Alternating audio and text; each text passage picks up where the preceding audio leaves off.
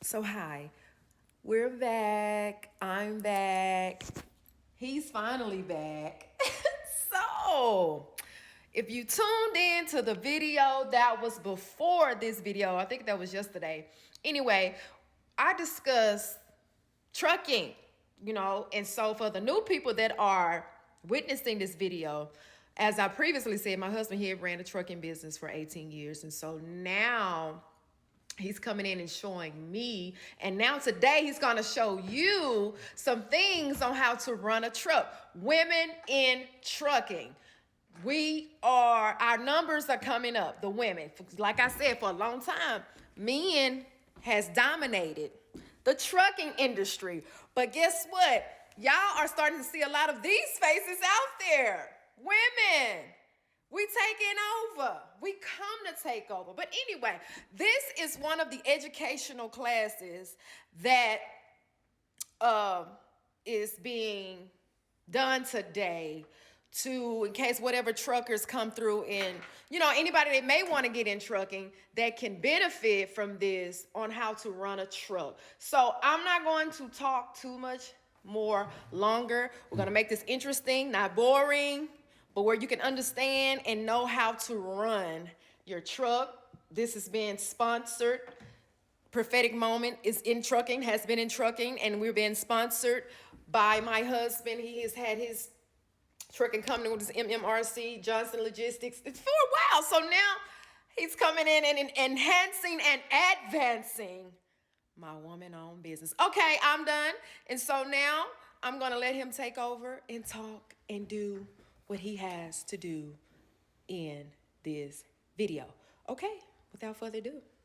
So we're gonna start with a difficult area to run, which would be the Midwest. How can I run? Now there's other different areas that you can run in transportation that are just as difficult to average $2 a mile. So average $2 a mile doing a work week, 70-hour, 80-hour work week. How do I average $2 a mile on a 70, 80-hour work week?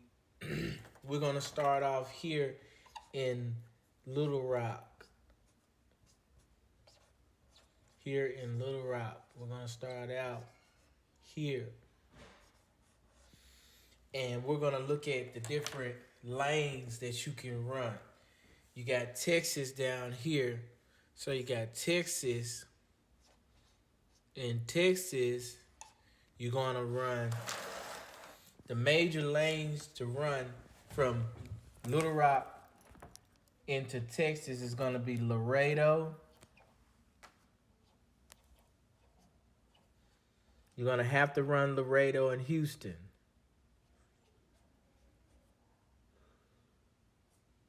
Let's just say Laredo through Houston.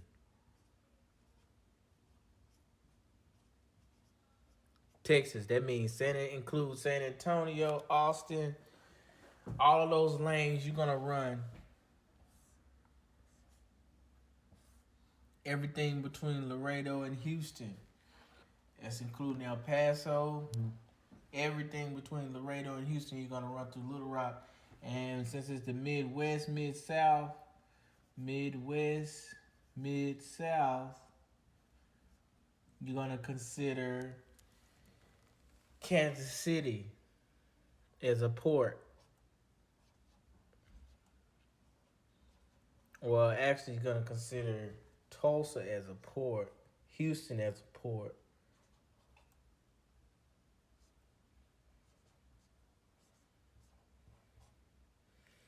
Kansas City, Missouri.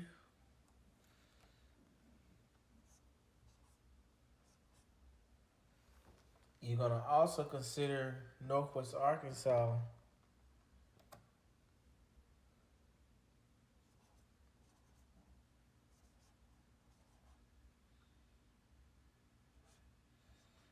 Is part of that lane.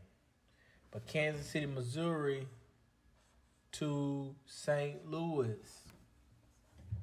All of these are around, and then you have Memphis here. Now, why am I writing all of these things down, such as this? Because you're gonna have to get on this. This can go for a flatbed or a dry van or box, if you want to call it box. Dry van, it's the same thing. Refrigerated, it's the same thing. These are the work lanes for the Mid-South, Midwest regions. There's not much in Mississippi.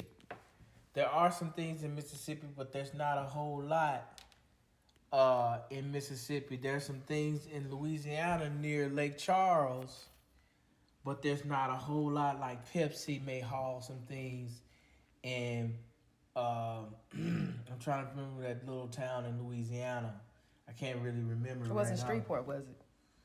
No, it's further down south than Shreveport. Shreveport has a couple of things, but we're talking about running an average of $2 a mile. What are the main points that you're gonna have to run? You're gonna have to hit Kansas City, Missouri. You're gonna have to hit Northwest Arkansas. So what is In considered Chicago? what's considered Northwest Arkansas? What are the names of some of those cities? Chicago being the top. So they can kind of know what some of those cities are in Northwest Arkansas. You said what some of the cities? Doesn't matter. That's how you conclude Northwest Arkansas. You just say Northwest Arkansas. It's just gonna be Benton, Bentonville, Rogers. Because you got Tyson there. You got Tyson. You got Walmart. You got Clarksville on the way. Clarksville is considered to be Northwest Arkansas. So you got Clarksville.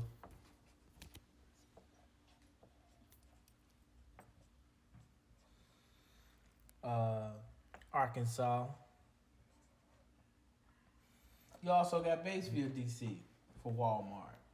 But so this is the Mid-South. So Arkansas has quite a bit of dry van freight, believe it or not. Kansas City, Missouri has a lot of stuff. Tulsa, Oklahoma has a little bit, but they have more steel for flatbed and stuff like that. So but Tulsa still has some things for dry van. I don't know if they have a Costco. And then Texas also has Denton, Texas, that has some warehousing. And so you can look at the load boards, and the load boards won't do you any justice. Load boards won't do you any justice on helping you get an understanding. But let's look at the map real quick. Okay. Let's look at the Rand McNally map. This is on the Rand McNally, the map. In the map, I don't know if you can see this. They probably can't see that. That's very small. But this is Arkansas, right? This is Arkansas right here. You see all of the highway? Arkansas is right here. And it has all that highway out in Tennessee. And in Illinois, up here in Illinois, there's a lot of highway. So Illinois, you got to look at Chicago. You can bounce off and still be home for the weekend, because you're talking about somewhere between 800 and 600 miles.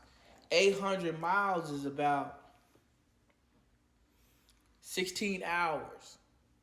So you can run that in a day and a half. If you run a day and a half, each average load you run a day and a half. It's if you look at it, if you're running owner operator, if you're owner operator and you're running and you look at your loads, you're gonna see. I have 1 minute left, and we're gonna start this on the next episode. We're gonna do a part 2.